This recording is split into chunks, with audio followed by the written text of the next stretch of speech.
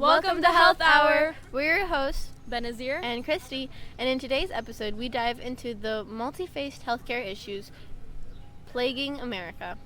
From access and affordability to quality and outcomes, let's explore the core challenges and their impact on different communities. We'll also take a historical journey to understand how we arrived at our current healthcare system, what challenges we face today, and what the future might hold. In our first segment, we will discuss historical overview of the healthcare in America. To understand the present, we need to look to the past. In colonial America, healthcare is rudimentary.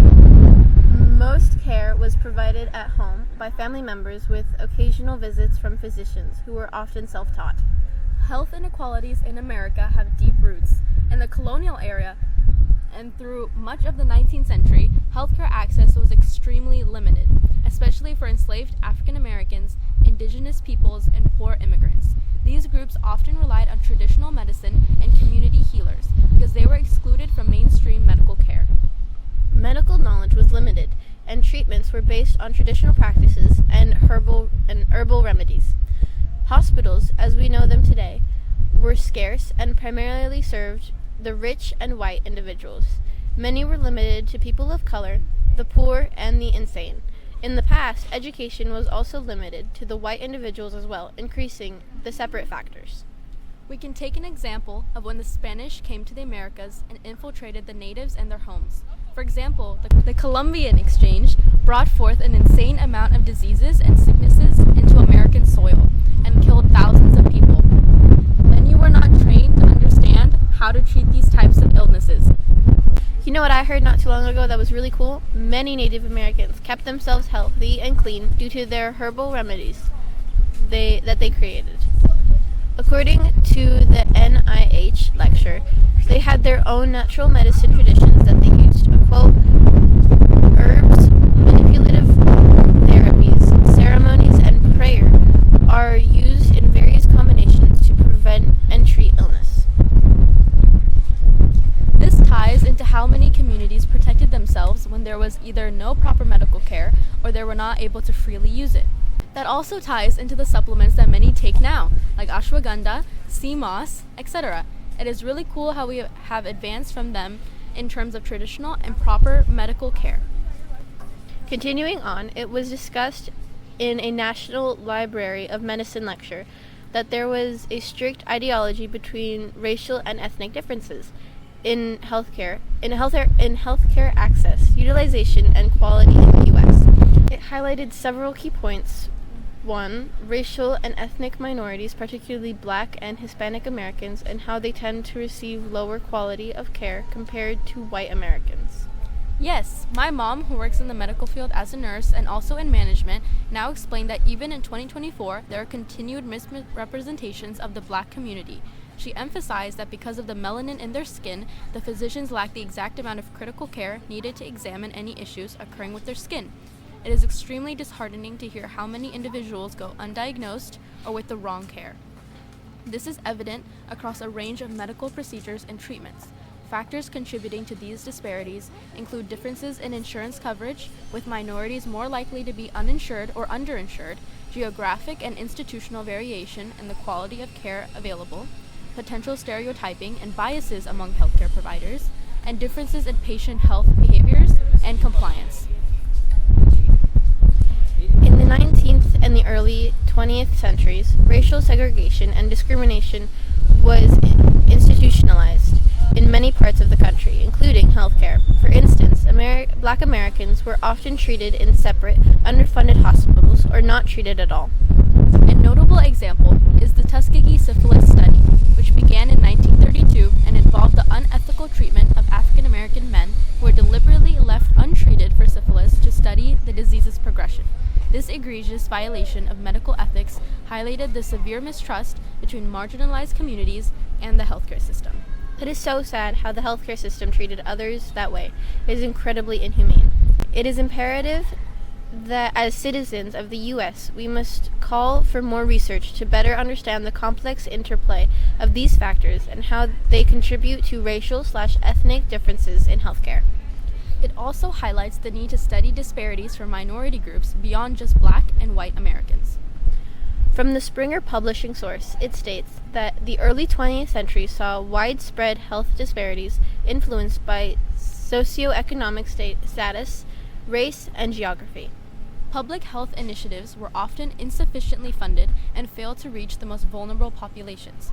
This period laid the foundation for many of the health inequalities we see today.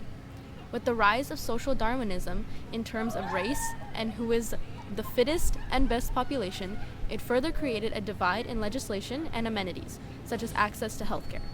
Imagine simply needing to go to the hospital, and you can't because of the past you have or the color of your skin. It's incredibly sad. The way our country has been built needs to change its ways. In the 19th century, healthcare began to evolve with the establishment of medical schools and professionalization of medical practice. The American Medical Association, AMA, was founded in 1847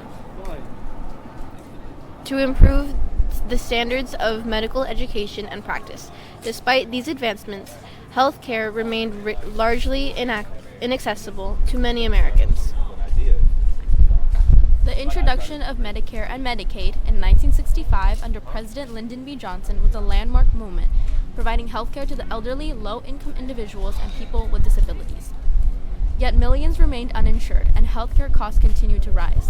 This brings us to the Affordable Care Act, or the ACA of 2010, which aimed to expand coverage and control costs. Despite these efforts, many Americans still struggle with high healthcare costs and limited access to necessary services. From Springer Publishing, the establishment of Medicare and Medicaid in 1965 represented a critical milestone, marking the federal government's commitment to providing healthcare for vulnerable populations. However, healthcare was still primarily a private matter. During the Great Depression, the economic crisis highlighted the need for a more organized healthcare system. This led to the establishment of employer-sponsored health insurance during World War II as a means to attract workers amidst wage controls. By the mid-20th century, the U.S. had a mixed healthcare system with private insurance, government programs, and out-of-pocket payments. Overall, we both feel as if the healthcare system in the U.S. from the beginning has been indiscriminate and ineffective since the beginning.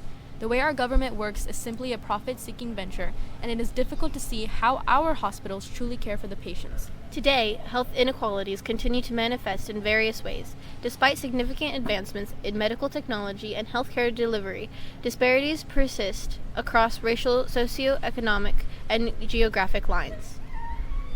For instance, Black and Hispanic Americans are more likely to suffer from chronic conditions like diabetes and hypertension compared to their white counterparts. They are also less likely to have access to quality healthcare services. The COVID-19 pandemic has starkly illuminated these disparities. According to the CDC, racial and ethnic minority groups are disproportionately represented among COVID-19 cases, hospitalization, and deaths.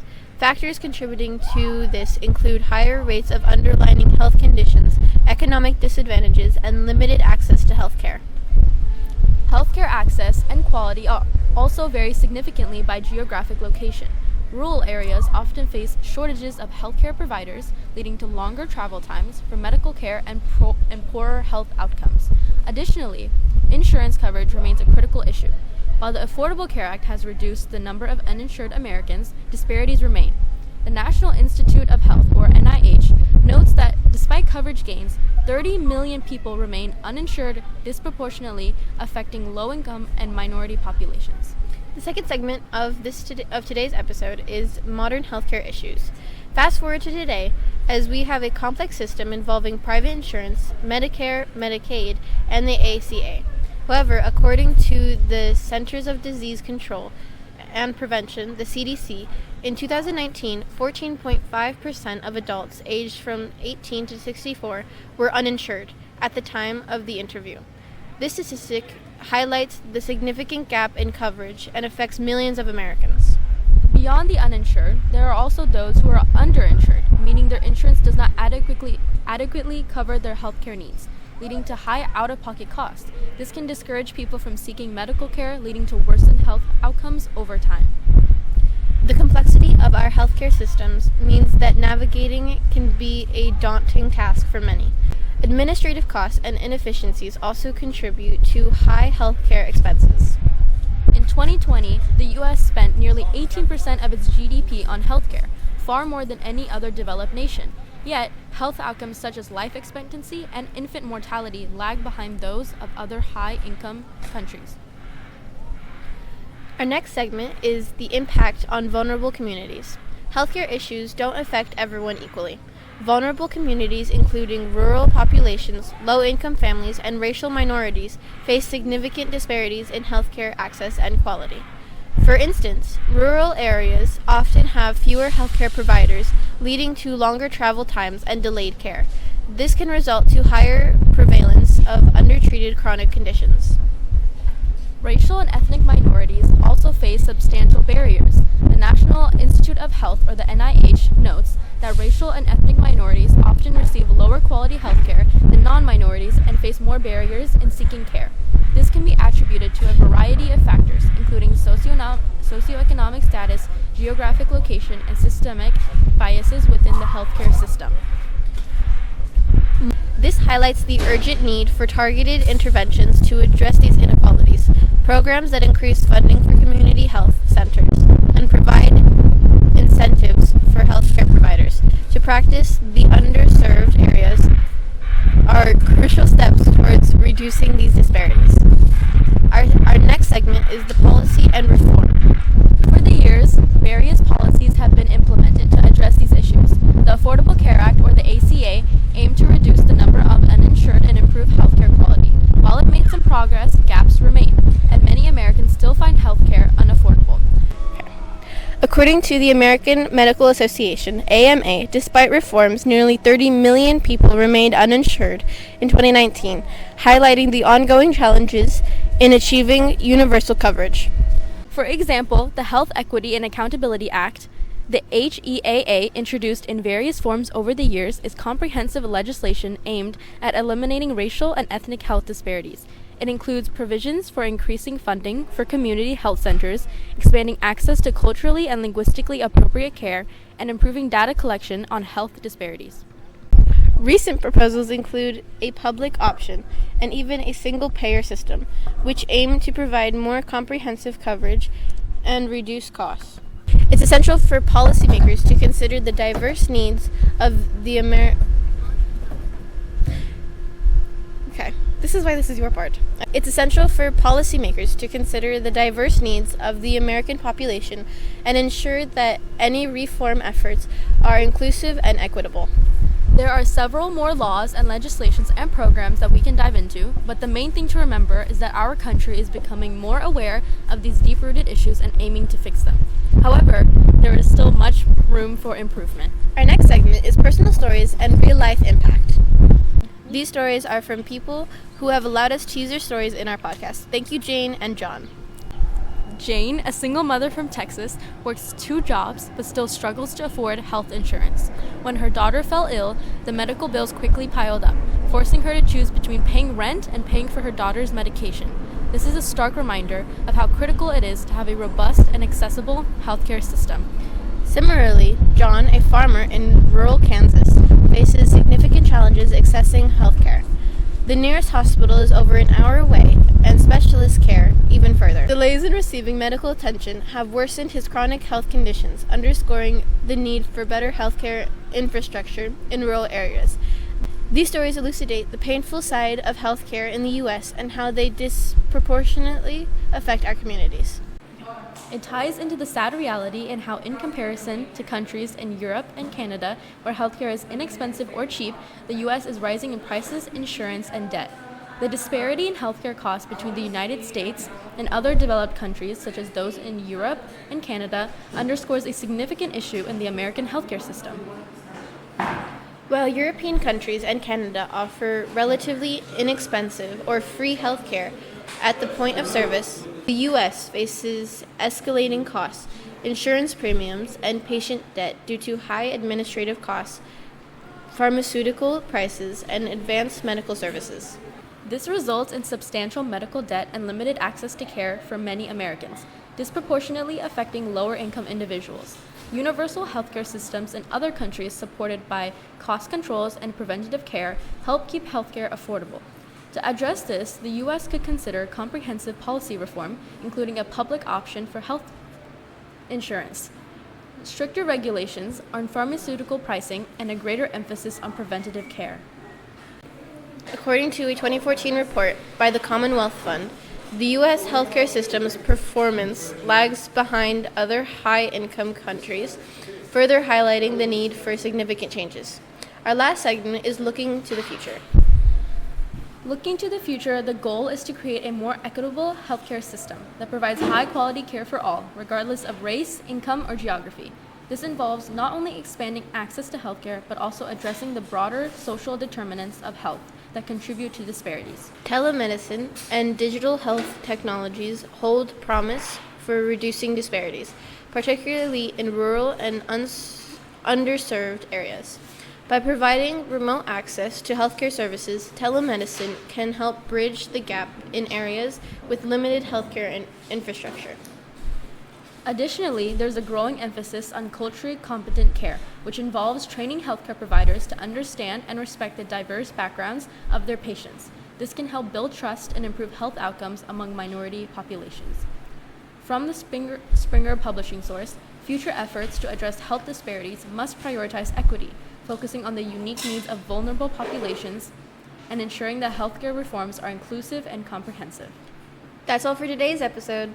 Thank you so much for joining us as we've explored the broad landscape of healthcare issues in America, from the historical context to the current challenges, and how these issues disproportionately affect vulnerable communities. The past has shaped our present healthcare systems, and understanding this evolution is key to understanding its shortcomings and building for a better future. Join us next time as we delve into a new important health topic. And remember to stay informed, Stay compassionate, and stay healthy. Bye!